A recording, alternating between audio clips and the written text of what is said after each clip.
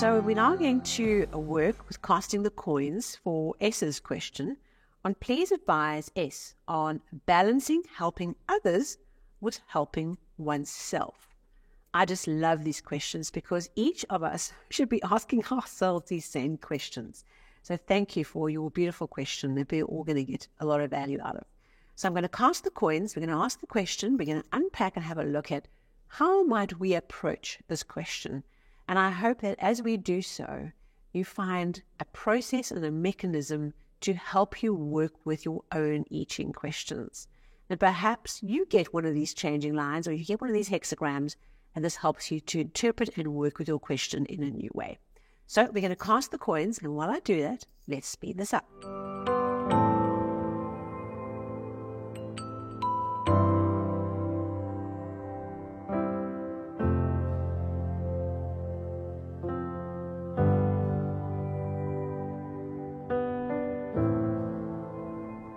Okay, so here we have it. Here we have it. Okay, so we cast the coins 6 times over.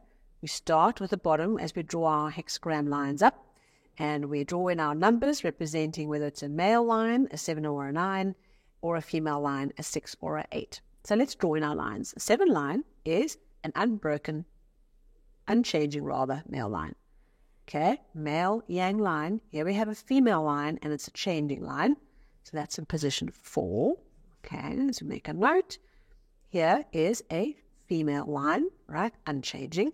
Male line and a male line. Okay. So this gives us our first hexagram, our situation. Our situation, or also known as the present. Okay.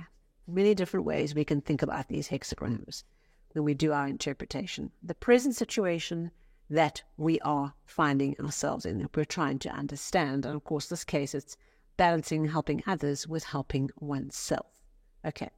What we then can do is we can then make an outcome hexagram, sometimes called an outcome hexagram, sometimes called a relating hexagram. Okay. So something that's connected in some fundamental way to our situation. We've asked about, and I often call this the path to victory. In this situation, the path to transformation victory. Okay, this is hexagram 61. I call it centered truth. Okay, because here in the center, you see this little openness. This is the heart in the center, the open heart. Now let's draw our outcome hexagram. We've got one changing line, so we do have an outcome or a relating hexagram. And here we take our unchanging lines. The 7 stays a 7. 7 stays, the yang line stays a yang line. Yang line stays a yang line. This is a changing line. Okay, so this female line becomes a male yang line. Okay, that one stays a female line. Stays yin. Okay, this one also stays a yang and stays a yang. So we now have heaven on the top, and we have lake on the bottom. Okay, lake on the bottom, heaven on the top. This triagram is 10 treading.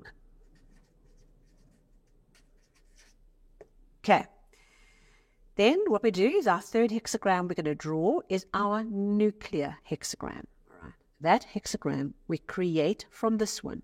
Okay, so centered truth hexagram or nuclear is always the same. It doesn't change from time to time. So what we do is we take these 3 lines, okay, they become a new triagram on the bottom. So that's yang, yin, yin. We take these 3 lines, okay, the ones that overlap. We're talking about the heart, okay, what's sitting in the heart, and it's the overlap in the center. We draw the top triagram. So that's yin, yin, yang. Okay, this hexagram is 27 nourishment. Okay, so what I'm going to do is I'm going to unpack the hexagrams, create a story from that, and then we're going to come back and we're going to look at the specific pop of change, the specific focus point that this changing line is bringing to the situation. Okay, so on balancing helping others with oneself. Hexagram 61, centered truth. I just think it's amazing how, obviously I don't know any backstory. I don't have any context on S's question, okay, how it's arisen, or why it's arisen, and how these hexagrams seem to give us such clarity on these issues. Okay, so hexagram-centered truth, 61, okay, the open heart, okay, the person who's lined up, the inside and the outside person are lined. There's a mirror image, and if you were to put a mirror here, the person we reflect onto the outside world is the person that's on the inside. It's about seeing truth and seeing things as they are, okay? Being in one's truth, being lined up, being congruent. I love the word congruent. It's cool. Okay, so being lined up, okay. So I would say that we look at the situation. What is the situation that is being called to help us of balancing, helping others with oneself, is being in truth. I'm going to take that a step further. If we think about what is this mirror, we think about the idea of a mirror. When we look in the mirror, we're not fooling ourselves as to what's there. We see what's actually there. Okay, so what we're seeing is what's really there, the mirror image. And I think when I look at this, and I think of your question is the words, know thyself, come to me. Famous words, the Oracle of Delphi. Man, know thyself. Okay. And so when we think about truth, when we think about this idea of truth, we see the situation and we see it clearly for what it is. Okay. Our heart is open and receptive to what it really is. How often we have a closed heart and a closed mind to seeing things as they are, as opposed to seeing things as we want them to be. And here we have this idea of this mirror reflecting out into the world what is inside. Okay, the inside and the outside line up. And being in your truth, being absolutely centered in your truth, being open, okay, to truth, yourselves and others, is to know yourself. Because when we work with other people, let's say you're a healing professional, or you're a psychologist, or you anything where you work with other people, any kind of position where you work with other people, your stuff gets mirrored back to you through other people. Don't we hate that? And we tend to get really worked up with people who we find annoying. But if we were really honest, what we see reflected back is the parts of ourselves we find annoying. I hate us. Okay, that's part of the growing up experience we all are on a journey of doing. So know thyself, be in your truth. Okay, if you are in your truth, if you are lined up yourself and you can see things clearly, you can find a way of balancing helping yourself with helping others, because you can see it, because you're open to seeing it, because your heart is open. And perhaps that's also part of this hexagram's message for you, is that in helping others, your heart must be open and you must see truth for what it is, having an openness to what is, having a willingness to see what is true and to know oneself with that openness of heart. And I think that when we've got this mirror that reflects accurately outside what's in, when the inside and the outside line up, then you're really able to find that balance, because you are clear when something comes into your world from somebody else, when you're serving somebody else and something comes up. Is it my stuff or is it their stuff? And having this hexagram, working with this hexagram and knowing myself, answers that question. Because we can get lost in other people's stuff. We can see it as ours to solve, the whole rescue drive. Very, very big. Know thyself. We won't fall into that trap, because we'll be able to see what's our stuff and what's the other person's. And then it also changes our strategy of how we deal with it. Okay. Now, the nuclear, what's at the heart of this present situation of seeing truth, of being lined up, is this hexagram of nourishment. Okay. This is the open mouth. Can I actually draw a bird's mouth here? No, I don't think I can. Okay, that's supposed to be a little baby bird. in the nest with their mouth open, with it beep, beep, beep, beep, cheep, cheep. I want food, please feed me. Okay. And mommy bird is to come along and hand them worms. Okay. So this is about the nourishment we seek to fill us up. All right. Where are we hungry? Where are we starving? Where are we malnourished? Physically, emotionally, mentally, spiritually? What area are we malnourished? And how do we feed ourselves, right? Do we look after our bodies, to look after our hearts, our minds, and our spirit? And where do we need to rethink how we get nourishment? And then how do we use that nourishment to help others? Now, S, you have asked a question. How do I balance helping others with myself? And you get a hexagram, not only just the center truth, which is about the mirror, okay, the outside and the inside lining up, but also brings you that it's as important as what comes out your mouth and how you nourish other people as you nourish yourself. They are equally important. Okay, can you see how the I Ching is working with you to really address this very meaningful question that you have brought to us?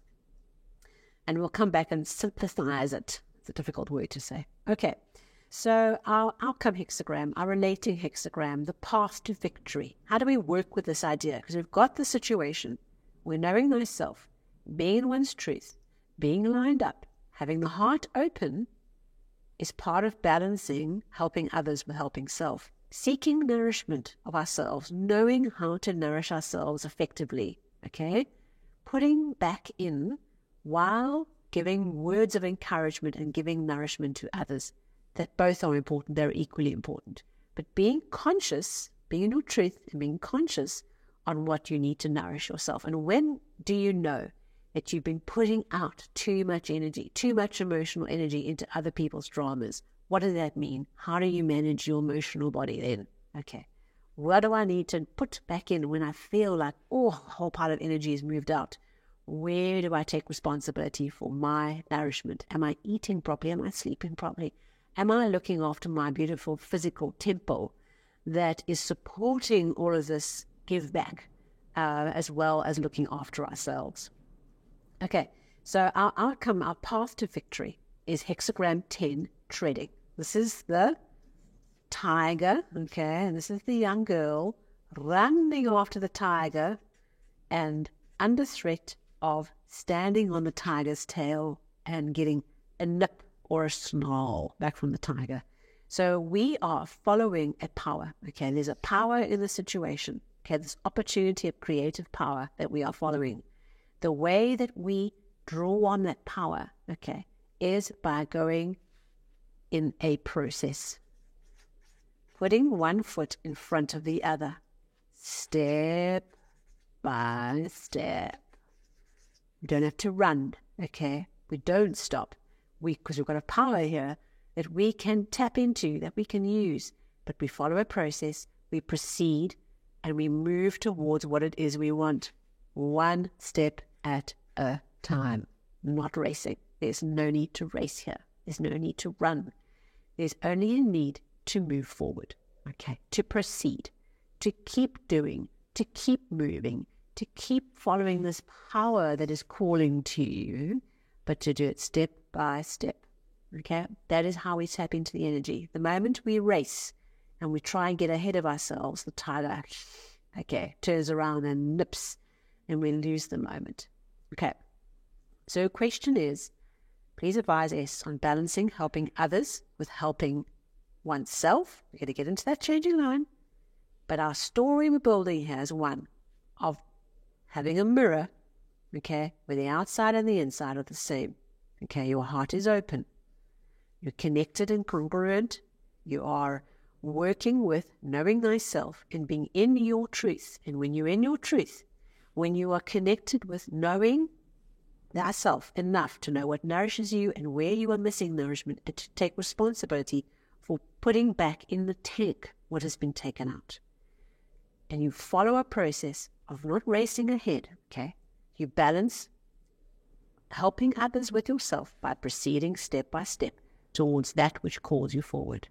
Okay, you're on a powerful journey. There's power in here for you to tap into. There's creative energy, but proceed in an orderly manner. Not stopping, but putting one foot in front of the other. Now your changing line, let's have a look. And so this line is a specific reference to, as we pursue our truth, what we might do is you might look to an elder, okay, to an elder or a mentor or a figure as a beacon of light, like we'd look to the moon and we look to the moonlight and we just sit bathing in the moonlight. We look with humility and with openness, okay, here's the open heart, to an elder who has wisdom, okay. And that brings a certain humility that we need to have in order to say that somebody else has got an insight or a wisdom or has truth that I want to grow from and I want to look up to and I want to lean upon. It does require humility. At the same time as bringing everyone together and making sure people don't go off in little side groups and side factions all over the place. And so this line says, having the humility to look at a truth beyond yourself is powerful, but in this situation, you also have to be like a horse. Oh my goodness, should I dare drawing a horse? This is going to look like a cow. Before you know it, that looks like a cow. Okay, maybe that makes it more horse-like. Okay, here's a saddle. Okay, so we're on a horse and we're racing ahead, and what we can risk doing is look to our side horse, the horse is running with us, as to what should I do? Am I doing the right thing? Which way are you going? What should I do? And what we can do is we can move the power, the focus of the power of the truth away from ourselves, our inner centered truth, away to the other horses running the race with us. And in so doing, this line loses its capacity to bless, okay? Because what this line says is, focus on your own race. This horse knows where home is, okay? He knows where to go. He's got a clear view. If you have got a clear view of where you're wanting to go, okay, and what you're wanting to do, you focus on doing you without looking to other people to tell you what to do, to confirm what you're doing. Even if there's a mentor, there's a shining light in your life guiding you, a mentor, someone you look up to, someone who is, providing you with inspiration. In this moment, in your question of balancing, helping yourself with others, follow your own race. Follow your own guiding system, your own truth that is telling you where to go, and be absolutely zealous about it without checking on everyone else and deciding whether you should change what you're doing because other people are doing other things. And in doing that, you get power and freedom to move forward to get to what you want to do. So a very interesting overview for you, S. So amazing how these hexagrams come and make so much sense for the questions you asked, even though we have absolutely no context as to where this question has arisen, the backstory, the subtext, the context. We're just working with the question that's in front of us, and here we have it. Be in your truth, okay? Trust your truth. Trust where it is you feel you need to go. Have the humility to seek enlightenment and seek guidance from other people, even the I Ching, for example. Know what you need, okay? Know yourself and know enough about what you're about to know what your nourishment is and where you're needing to put more back in that's come out, okay? Balancing out yourself and others and proceeding step by step towards what it is, the power that's calling you forward. Not racing, proceeding on your way, getting somewhere because you put one foot in front of the other. Thank you, S, for your wonderful question, for sharing it with us. And I trust this has provided you with some insight to carry you forward on your journey. Thank you.